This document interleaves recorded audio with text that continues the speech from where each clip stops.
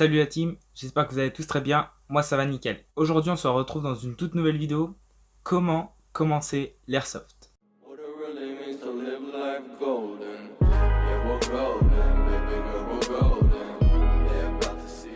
Avant toute chose, l'airsoft, qu'est-ce que c'est? Il s'agit d'une activité très souvent associée à une discipline sportive, opposant des participants équipés de répliques inoffensives, des répliques d'armes. Contrairement à son cousin le paintball, les répliques d'airsoft projettent des billes en plastique qui n'explosent pas à l'impact et qui ne contient pas de peinture. Maintenant on peut passer au sujet de la vidéo. Comment commencer l'airsoft? Pour commencer l'airsoft, il faut se renseigner là où on va pouvoir jouer à l'airsoft. On ne peut pas jouer n'importe où, ça ne se passe pas comme ça. Il y a des choses à respecter avant tout. Si vous connaissez des personnes qui pratiquent l'airsoft, n'hésitez pas à essayer avec eux déjà d'abord pour commencer. Et si vraiment vous connaissez personne qui en fait et que vous voulez vraiment tester l'airsoft et que ça vous intéresse réellement, n'hésitez vraiment pas à aller tester. Dans l'airsoft, quand vous êtes débutant, donc en gros si vous y allez pour la première fois ou voire la deuxième fois ou autre, moi personnellement je vous conseille d'aller jouer sur un terrain sécurisé avec une entreprise d'airsoft, en gros une association ou quoi que ce soit qui s'occupe en gros du déroulement des parties d'airsoft qui se font sur le terrain. Après pour ça reste mon point de vue perso. Une fois tout ça fait, donc si vous avez suivi ce que je vous ai dit, que vous êtes allé sur un terrain où c'est organisé, etc.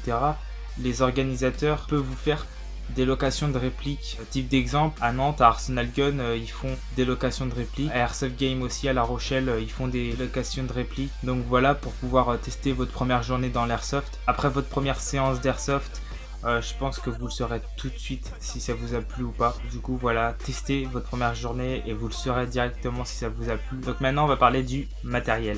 Pour le matériel, moi perso j'ai commencé avec mon PA, le XP18. La plupart des personnes que je connaisse ont commencé aussi avec un PA, ils n'ont pas commencé directement avec une réplique longue. Après une fois lancé dans l'airsoft, les achats, moi perso ils se sont fait petit à petit. Même encore après un an d'airsoft, je continue à acheter quelques matos par-ci par-là, notamment les consommables. Donc qu'est-ce que j'appelle consommables? Tout ce qui est billes, cartouches de CO2, bouteilles de gaz ou autres. C'est toutes les petites choses que je continue d'acheter pour l'airsoft.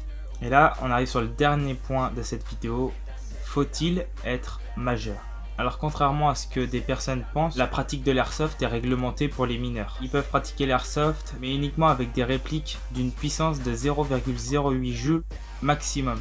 Tandis que les majeurs, eux, pourront pratiquer l'airsoft avec des répliques dont la puissance est entre 0,08 joules et 2 joules. Donc les mineurs peuvent également jouer à l'airsoft, mais à une condition, c'est qu'ils ne dépassent pas la puissance de 0,08 joules. Bon, j'espère que cette vidéo vous aura plu. Pensez à soutenir la team. N'hésitez pas à mettre un pouce bleu à cette vidéo, à vous abonner si le contenu vous plaît, et pensez à partager la chaîne. Et moi sur ce, je vous dis out. What it really means to live life golden. Yeah, we'll go.